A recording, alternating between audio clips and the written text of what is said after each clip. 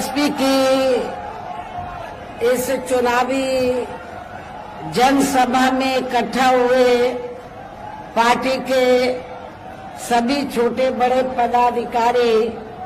एवं कार्यकर्तागण, आज आप लोग देश में व जहां आपके हरियाणा प्रदेश में भी लोकसभा के लिए हो रहे आम चुनाव में अपनी पार्टी के उम्मीदवारों के समर्थन में मुझे सुनने के लिए यहाँ इकट्ठा हुए हैं, तो उसके लिए मैं आप सभी लोगों का हार्दिक दिल से आभार प्रकट करती हूँ। वैसे आप लोगों को ये मालूम है कि हमारी पार्टी कांग्रेस, बीजेपी व अन्य किसी भी विरोधी पार्टी के साथ मिलकर नहीं, बल्कि अकेले ही खासकर यहाँ अपने गरीबों, मजदूरों, दलितों, आदिवासियों, पिछड़े वर्गों, मुस्लिम व अन्य अकलियतों के बलबूते पर ही ये चुनाव लड़ रही है। जो इनमें से पार्टी से जुड़े ये लोग अपनी पार्टी के उम्मीदवारों को जिताने में पूरे जी जान से लगे हैं। हालांकि आज आपके यहाँ इकट्ठा हुई भीड़ व भीड़ के जोश को भी देखकर अब मुझे भी ये काफी हद तक भरोसा हो गया है कि इस बार आप लोग इस चुनाव में यहाँ अपने प्रदेश से अपनी पार्टी का बेहतर रिजल्ट जरूर लाएंगे। इसके लिए अब मैं आप लोगों का ध्यान कुछ जरूरी बातों की तरफ दिलाना चाहती हूँ और इस संबंध में विशेषकर मैं कांग्रेस, बीजेपी व इनके अन्य सभी सहयोगी दलों के बारे में ये कहना चाहूंगी कि आजादी के बाद शुरू में केंद्र व देश के अधिकांश राज्यों में भी ज्यादातर सत्ता यहाँ कांग्रेस पार्टी के हाथों में ही केंद्रित रही है, किंतु इनके खासकर दलित, आदिवासी व पिछड़ा वर्ग विरोधी तथा अन्य और मामलों में भी रही गलत नीतियों व गलत कार्य प्रणाली आदि की वजह से ही फिर इस पार्टी को यानी कि कांग्रेस पार्टी को केंद्र व काफी राज्यों की भी सत्ता से बाहर होना पड़ा है तथा यही स्थिति इनकी सहयोगी पार्टियों की भी बनी रही है, जिस कारण ही फिर बीएसपी को बनाने की भी जरूरत पड़ी। और अब पिछले काफी वर्षों से भारतीय जनता पार्टी व इनके सहयोगी दल केंद्र व अधिकांश राज्यों की भी सत्ता में काबिज हो गए हैं। साथ ही इनकी भी ज्यादातर जातिवादी, पूंजीवादी, संकीर्ण, सांप्रदायिक व द्वेषपूर्ण नीतियों एवं कार्य प्रणाली आदि से तथा इनकी कथनी व करनी में भी काफी अंतर होने की वजह से ऐसा लगता है कि इस बार ये पार्टी भी केंद्र की सत्ता में आसानी से वापस आने वाली नहीं है, यानी कि भारतीय जनता पार्टी भी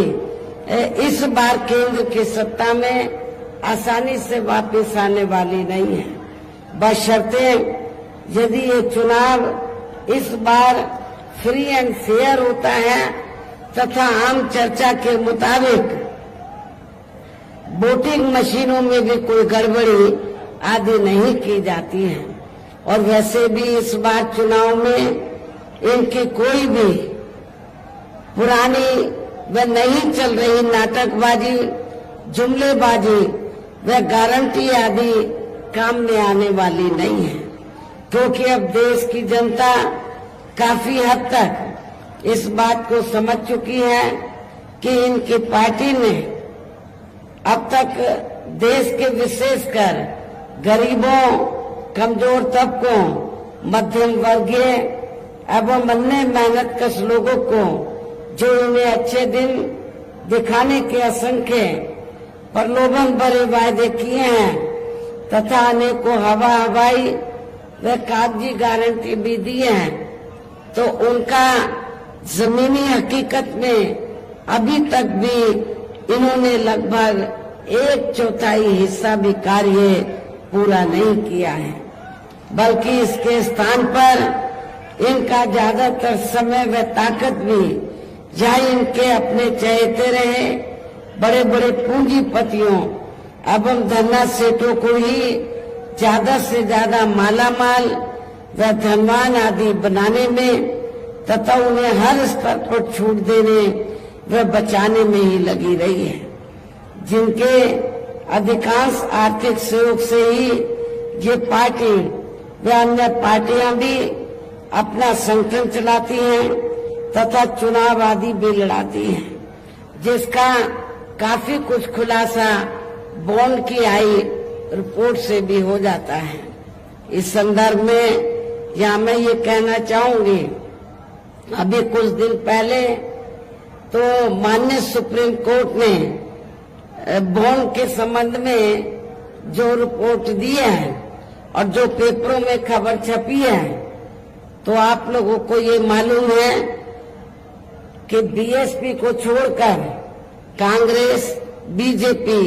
व अधिकांश अन्य विरोधी पार्टियों ने इस देश के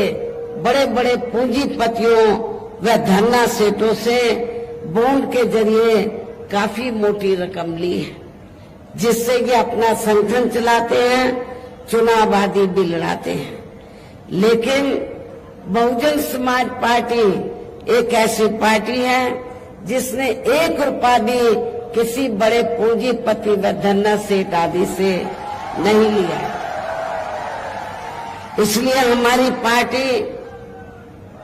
जब भी चुनाव होता है, संगठन को चलाने के साथ साथ जब भी छोटा बड़ा चुनाव होता है, तो हमारी पार्टी ना तो संगठन को चलाने के लिए, न चुनाव आदि लड़ाने के लिए किसी भी बड़े पूंजीपति से, धन्ना सेठ से पैसा नहीं लेती है।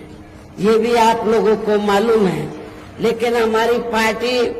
अपने कार्यकर्ताओं के जरिए, मेंबरशिप के द्वारा या फिर मेरे जन्मदिन के मौके पर पार्टी के लोगों से थोड़ा थोड़ा धन इकट्ठा करके पार्टी के संगठन को चलाती है व चुनाव आदि भी लड़ाती है। ये भी आप लोगों को मालूम है। इसके साथ ही अब ऐसा लगता है कि कांग्रेस पार्टी की तरह ही बीजेपी ने भी केंद्र के तमाम सरकारी जांच एजेंसियों का ज्यादातर राजनीतिकरण ही कर दिया है। इसके अलावा देश के किसान वर्ग भी वर्तमान बीजेपी की सरकार में शुरू से ही अपनी विभिन्न समस्याओं को लेकर काफी ज्यादा दुखी व परेशान रहे हैं और अभी भी हैं। जबकि यूपी में 4 बार हमारी पार्टी की रही सरकार ने इनके हितों का भी, किसानों के हितों का भी हर स्तर पर विशेष ध्यान रखा है। हमने अपनी चारों हुकूमतों में किसानों को खेती करने के लिए समय से सस्ते साधन उपलब्ध कराए और उनकी फसल का भी उचित दाम हमारी पार्टी की सरकार ने उत्तर प्रदेश में दिया है। इतना ही नहीं, बल्कि केंद्र में पूर्व की रही कांग्रेस सरकार की तरह ही वर्तमान भाजपा सरकार में भी इनकी जातिवादी, हीन, सांप्रदायिक एवं पूंजीवादी सोच व नीतियों के चलते ही पूरे देश में सर्व समाज में से खासकर गरीबों, दलितों, आदिवासियों, पिछड़े वर्गों, मुस्लिम एवं अन्य धार्मिक अल्पसंख्यक समाज के लोगों का भी पूर्ण रूप से विकास व उत्थान आदि नहीं हो सका है। और इस संदर्भ में वैसे आप लोगों को ये मालूम है कि पूरे देश में यहाँ दलितों, आदिवासियों एवं अन्य पिछड़े वर्गों का सरकारी नौकरियों में वर्षों से अधूरा पड़ा आरक्षण का कोटा भी अभी तक पूरा नहीं भरा गया है। विशेषकर एससी व एसटी वर्गों के सरकारी कर्मचारियों का पदोन्नति में आरक्षण तो अब काफी हद तक प्रभावहीन ही बना दिया गया है। साथ ही केंद्र व राज्यों में भी विरोधी पार्टियों की रही सरकारों में इन सभी वर्गों को प्राइवेट सेक्टर में आरक्षण दिए जाने की व्यवस्था किए बिना ही इनकी सरकारों के ज्यादातर सरकारी कार्य अब प्राइवेट सेक्टर के जरिए ही इनके बड़े बड़े पूंजीपतियों व धन्ना सेठों आदि को ही दिए जाने के कारण अब इनको पूरे देश में आरक्षण का बहुत कम ही लाभ मिल पा रहा है। इसी प्रकार इनका अन्य और मामलों में भी शोषण व उत्पीड़न आदि होना अभी तक भी बंद नहीं हुआ है। इनके साथ साथ मुस्लिम व अन्य धार्मिक अल्पसंख्यक समाज के लोगों की भी हालत हर स्तर पर काफी ज्यादा खराब व दयनीय ही बनी हुई है, जिसका काफी कुछ खुलासा सच्चर कमेटी की रिपोर्ट में भी किया गया है। इतना ही नहीं बल्कि पिछले कुछ वर्षों से केंद्र व अधिकांश राज्यों में भी बीजेपी व आरएसएस के सरकारों के चलते हुए अब इनका विकास एवं उत्थान आदि होना भी काफी हद तक बंद सा ही हो गया है। आए दिन इन पर खासकर धर्म की आड़ में हो रही जुल्म जाति भी यह काफी ज्यादा चरम सीमा पर पहुंच चुकी है। इनके साथ साथ अपर कास्ट समाज में से विशेषकर गरीब लोगों की भी हालत हमें कोई खास अच्छी नजर नहीं आती है। इनकी गलत कृषि नीतियों के कारण किसान वर्ग भी आए दिन आंदोलित ही रहता है। साथ ही इनकी गलत आर्थिक नीतियों की वजह से देश की अर्थव्यवस्था पर भी इसका काफी बुरा प्रभाव पड़ा है, जिससे यहाँ विशेषकर छोटे एवं मध्यम वर्गीय व्यापारी वर्ग भी काफी ज्यादा दुखी व परेशान हैं। और अब केंद्र में पूर्व की रही सरकारों की तरह ही वर्तमान भाजपा सरकार में भी यहाँ पूरे देश में गरीबी, बेरोजगारी एवं महंगाई आदि भी लगातार काफी ज्यादा बढ़ रही है। देश में हर स्तर पर फैला भ्रष्टाचार भी कम नहीं हुआ है। ऐसे में अब आप लोगों को देश में हो रहे लोकसभा चुनाव में कांग्रेस, बीजेपी व इनकी सहयोगी पार्टियों को भी केंद्र की सत्ता में आने से जरूर रोकना है, जिनकी गलत नीतियों व गलत कार्य प्रणाली आदि को आप लोग काफी हद तक आजमा भी चुके हैं। और अब ये विरोधी पार्टियां किस्म किस्म के साम, दाम, दंड भेद आदि अनेकों हथकंडे इस्तेमाल करके केंद्र की सत्ता में आने की पूरी कोशिश में लगे हुए हैं, जिनसे अपनी पार्टी के लोगों को हर स्तर पर काफी ज्यादा सावधान रहना है। और इस मामले में विरोधी पार्टियां अपने अपने पक्ष में हवा बनाने के लिए खासकर मीडिया, ओपिनियन पोल व सर्वे आदि का जो बड़े पैमाने पर इस्तेमाल कर रही हैं, तो उनसे भी अपनी पार्टी के लोगों को बिल्कुल भी गुमराह नहीं होना है। इसके साथ ही विरोधी पार्टियों के विभिन्न रूपों में जारी किए गए इनके हवाई व प्रलोभन भरे चुनावी घोषणा पत्रों एवं वायदों आदि के बहकावे में भी पार्टी के लोगों को कतई नहीं आना है, जिन्हें ये पार्टियां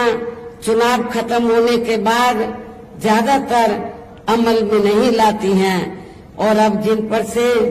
देश की जनता का अधिकांश विश्वास ही उठ गया है। यही खास वजह है कि हमारी पार्टी किसी भी चुनाव में अपनी पार्टी का कोई भी चुनावी घोषणा पत्र आदि जारी नहीं करती है और वैसे भी हमारी पार्टी किसी भी मामले में कहने में बहुत कम बल्कि कार्य करके दिखाने में ही ज्यादा विश्वास रखती है। और इस बात का सबसे बड़ा सबूत ये है कि उत्तर प्रदेश में 4 बार हमारी पार्टी के नेतृत्व में रही सरकार ने चुनाव में पार्टी के बिना जारी किए गए घोषणा पत्र के ही प्रदेश में आम जनहित में काफी कुछ ऐतिहासिक कार्य करके दिखाए हैं, जिनकी अब देश में अधिकांश पार्टियों की सरकारें काफी नकल भी कर रही हैं। जबकि इस मामले में हमारी पार्टी का ये कहना है कि यदि इन पार्टियों के स्थान पर केंद्र में हमें अपनी पार्टी की सरकार बनाने का मौका मिलता है, तब फिर हमारी पार्टी की बनी सरकार केंद्र में जहां अब तक की रही सभी विरोधी पार्टियों की सरकारों की तरह केवल हवाई व कागजी कार्य आदि नहीं करेगी, बल्कि उत्तर प्रदेश की तरह ही जमीनी हकीकत में ठोस कार्य करके भी दिखाएगी। और इस संदर्भ में खासकर मैं ये कहना चाहूंगी, केंद्र द्वारा देश में पिछले कुछ समय से अति गरीब परिवारों को अस्थायी तौर पर फ्री में जो थोड़ी सी खाद्य सामग्री राशन आदि दी जा रही है, तो उससे इनका स्थायी तौर पर भला होने वाला नहीं है। लेकिन आपको ये भी मालूम है, जब असेंबली का चुनाव होता है और पार्लियामेंट का भी चुनाव अब हो रहा है, तो भारतीय जनता पार्टी और आरएसएस के लोग तो गांव-गांव में जाकर जिनको ये फ्री में राशन देते हैं, गांव-गांव में जाकर ये लोग गरीब लोगों को ये कहते हैं, क्या कहते हैं कि बीजेपी ने, श्री नरेंद्र मोदी जी की सरकार ने आपको फ्री में राशन दिया है, आपने बीजेपी का, आरएसएस का, श्री नरेंद्र मोदी जी का नमक खाया है, इसलिए आप लोगों को ये अदा करना है। लेकिन मैं आप लोगों को ये बताना चाहती हूँ, गरीब लोगों को ये बताना चाहती हूँ, जिनको फ्री में राशन मिल रहा है, तो वो कोई बीजेपी अपनी जेब से नहीं दे रही है, आरएसएस अपनी जेब से नहीं दे रही है, और इतना ही नहीं, श्री नरेंद्र मोदी जी भी अपनी जेब से नहीं दे रहे हैं, बल्कि जनता जो टैक्स देती है उस टैक्स के पैसे से आप लोगों को फ्री में राशन दिया जा रहा है। और वैसे भी गरीब लोगों की ये जटिल समस्या देश में हर हाथ को काम देने से ही केवल दूर हो सकती है, जिसकी तरफ हमारी पार्टी की बनी सरकार विशेष ध्यान देगी। साथ ही देश में पिछले काफी वर्षों से आए दिन बढ़ रही गरीबी, बेरोजगारी व महंगाई आदि से भी जनता बहुत ज्यादा दुखी है, जिसे भी आर्थिक नीतियों में तब्दीली करके जरूर दूर किया जाएगा। धर्म की भी आड़ में पिछले कुछ वर्षों से खासकर मुस्लिम समाज के लोगों की द्वेष की भावना से जो इनका काफी ज्यादा शोषण व उत्पीड़न आदि किया जा रहा है, तो इसे भी जरूर रोका जाएगा। कहने का तात्पर्य ये है कि देश में इस समय हो रहे लोकसभा चुनाव में विरोधी पार्टियों के जारी किए गए उनके हवाई व प्रलोभन भरे चुनावी घोषणा पत्रों आदि के बहकावे में अब यहाँ खासकर देश के अति गरीबों, मजदूरों, बेरोजगारों एवं अन्य जरूरतमंद लोगों को बिल्कुल भी नहीं आना है। और अब इन्हें ऐसी सभी विरोधी पार्टियों को केंद्र की सत्ता में आने से जरूर रोकना है, जिनकी कथनी व करनी में काफी अंतर रहा है तथा जिन्हें ये लोग बरसों से आजमा भी चुके हैं। ऐसे में अब मेरा यही कहना है कि आप लोगों को अपने खुद के